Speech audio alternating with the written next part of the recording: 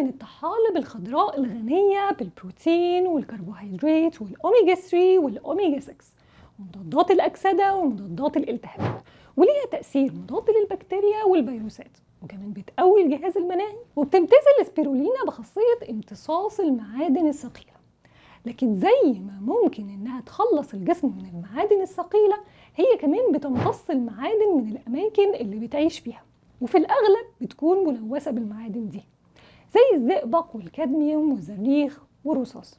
فإذا استهلكناها لمدة طويلة هتسبب تلف في الكبد والكلى، فمش هنقدر نستخدمها إلا إذا العلبة مكتوب عليها خالي من المعادن الثقيلة. تاني حاجة الاسبirulina بتحتوي على كمية كبيرة من اليود، واللي ممكن تسبب فرط في نشاط الغدة الدرقية.